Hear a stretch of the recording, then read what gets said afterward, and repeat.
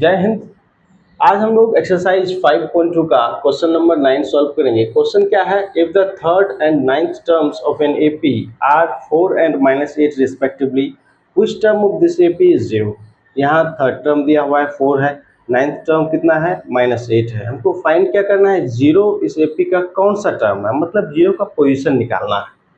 तो कैसे बनाएंगे देखिए।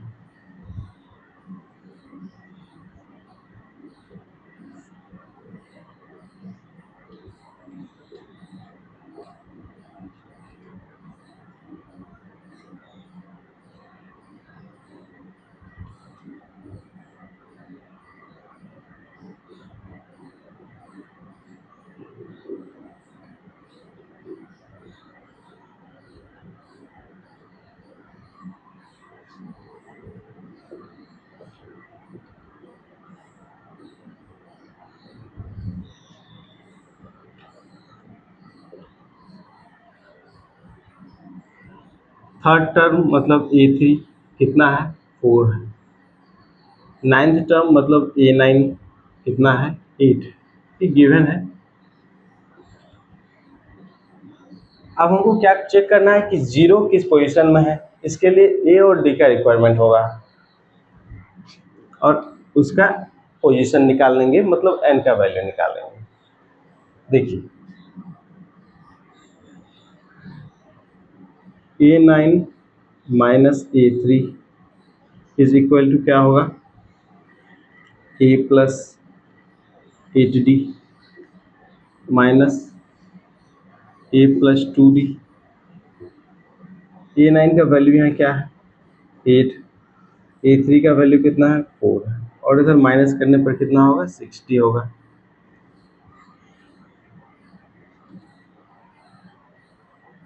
यहाँ -8 है,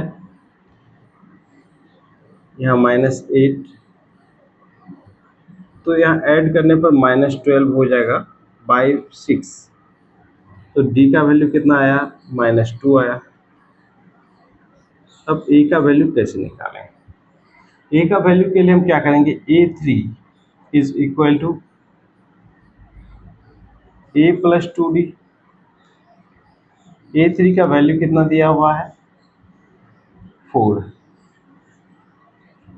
ए कितना है, ये निकालना है 2 इंटू डी -2 है, तो क्या होगा इसका 4 + 4 8 हो गया। अब हमको क्या करना है, देखना है कि जीरो कौन सा टर्म है। इसके लिए क्या करेंगे, nth टर्म इसको जीरो को मान लेंगे और n का वैल्यू निकालेंगे। देखेंगे कि n का वैल्यू क्या आ रहा है। नेचुरल यदि आएगा तो इस एपी का टर्म है, यदि नेचुरल नहीं आएगा पोजीशन, इसका मतलब नहीं। देखिए let 0 be nth term of this AP.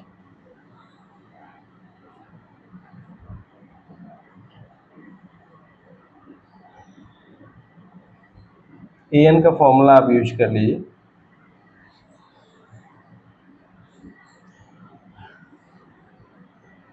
an equal to क्या होगा, a plus n-1 into d. an मतलब nth टर्म जो कि जीरो माना है। ए का वैल्यू कितना आया है 8 आया है, प्लस n-1 इंटू डी का वैल्यू कितना आया है -2 आया है। इसको पुट कर दीजिए, -8 यहाँ हो जाएगा divided by -2 is equal to n-1, 4 होगा, 4 + 1 5, n का वैल्यू 5 आया।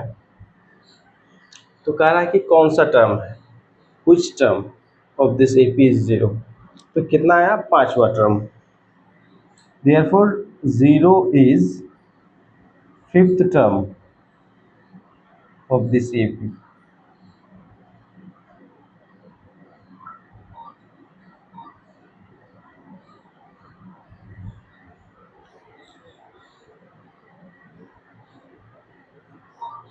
इस तरह से सॉल्व कर लेंगे।